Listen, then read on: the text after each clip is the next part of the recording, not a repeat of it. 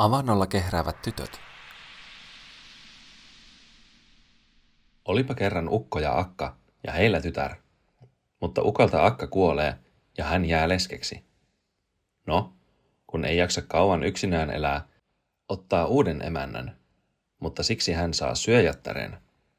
Tälle syntyy jonkun ajan kuluttua tytär, ja niin talossa on nyt 2 tytärtä, ukon tytär ja syöjättären tytär. Syöjätär vihaa kuin surmaa ukon tytärtä, vainoaa ja vihaa. Koettaa keksiä jos jotakin keinoa sen hävittämiseksi. 2 tyttöä kasvoivat yhdessä, mutta syöjätär kidutti tytärpuoltaan, sillä hän oli kaunis ja hurmaava, toisin kuin oma tyttärensä, likainen ja ruma. Tuli talvi, ja järvet peittyivät jäähän. Syöjätär hakkasi reijän jäähän rannalle ja laittoi tyttärensä sille kehräämään. Antoi kuontalon kummallekin, omalle tyttärelleen antoi aitoa silkkiä lapaansa, tytärpuolelleen sammalta, ja sanoi, istukaa ja kehrätkää siellä, mutta jos jommalta kummalta lapa pääsee avantoon vierähtämään, se syöksyköön heti sen perästä jään alle etsimään. No, kehräävät tyttäreet avannolla siellä, niin ukon tyttärelle sattuukin käymään niin onnettomasti, että lapa avantoon vierähtää. Tytär itkee ja pelkää järven jääkylmää vettä, mutta hänen ei auta muu kuin syöksyä syöjättären käskystä heti avantoon sen lavan perästä. No, tyttö kun veden alle joutuu, niin hänen eteensä aukenevatkin siellä maailmat uudet ja avarat, aivan kuten vetten päällä. Kaunis metsämaisema ja leveä tie. Lähtee tyttö sitä myöten astumaan. Tulee talo eteen, linnaksi pieni, taloksi suuri. Tyttö nousee tuohon taloon. Täällä ystävällisen näköinen leskiäiti talonpitäjänä. No, kenenpä lienet, mistäpä saapunet, lapsukaiseni? Olenpa tuolta vesien päällisistä maailmoista, ukon tytär, ukon, joka otti syöjättären toiseksi vaimokseen. Tämä pani minut oman tyttärensä kerran avannolle kehräämään. Siinä lait moiset luki, että keltä lapa avantoon vierähtänee, sen on het lavan perästä veteen syöksyttävä. No, minulle onnettomallehan sitä sattui niin käymään, että ensin lapa veteen vierähti ja sitten minä jouduin tänne vesien valtakuntaan. Elä sure, tyttöseni. Rupea minulle palvelukseen. Miksikä en rupeaisi? Rupean kylläkin. Hän rupesi sen ystävällisen näköisen akkasen palvelukseen. Ensityökseen hän sai puhdistaa navetan. Hän nosteli lehmäin kantoja, rapsutti, harjasi, paremmin kuin parhain palvelija konsanaan. Kävi sitten muori kysymässä lehmiltä. No, kuinkas palvelija on kelvannut? Ei ole parempaa nähty kuuna päivänä. Hän kantamme nosti, putsasi, pulerosi. On kunnon tyttö, vastasivat lehmät. Muori palasi tytön luo ja kehui.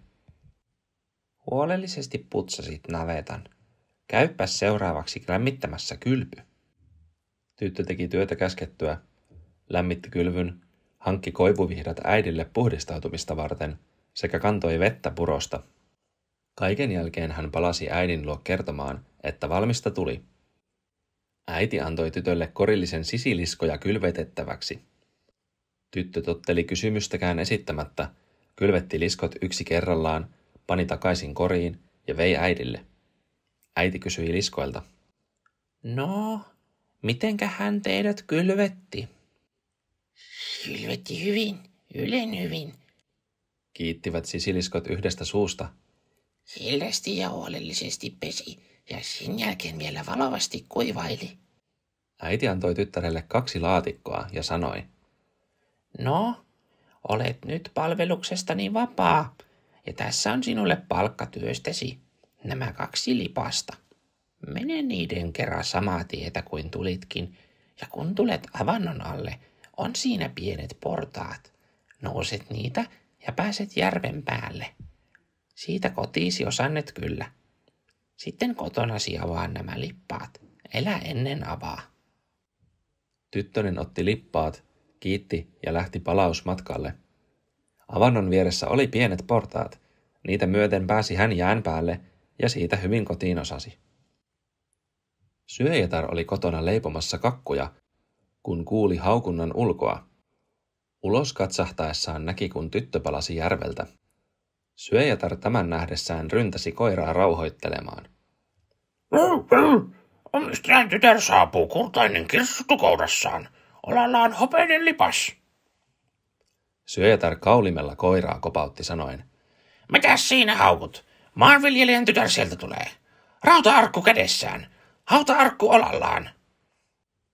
Koira jatkoi haukkumistaan itsepäisesti. Tyttö vei arkut talliin ja avasi nähdäkseen kultaa ja hopeaa, aivan kuin koira oli haukkunut. Syöjätär, nähdessään aarteen, laittoi toistamiseen tytöt järvelle kehräämään, vaan antoi vuorostaan omalle tyttärelleen sammalta lapaansa ja tytärpuolelleen silkkiä. Kuka sitten lapansa hävittääkään? Hän järvestä sen hakekoon. Tällä kertaa syöjättären tytär joutui hankaluuksiin, putosi lapa veteen, eikä hänellä ollut muuta vaihtoehtoa kuin hypätä perään. Hällekin aukeni leveä tie ja talo, melkein palatsin kokoinen, aivan kuten sisarelleen.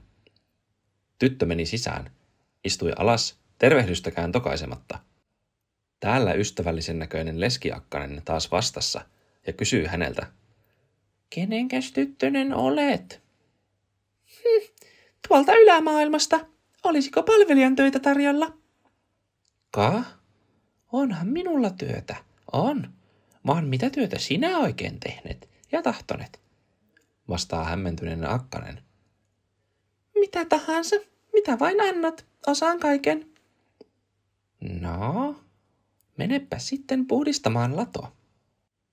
Tyttö meni latoon, mutta inhosi työtä niin, että mekasti vihastuksissaan, rymisteli, hakkasi lehmiä kupilla, jätti lattian likaiseksi ja roskaiseksi.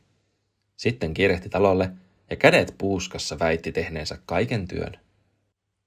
No, onkos työ valmis, tyttöseni? Jokos talli kiiltelee? Käympä tarkistamassa.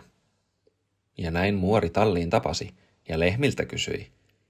Mitenkäs piika taisi? Lehmät vastasivat. Laiska tyhjän toimittaja se oli.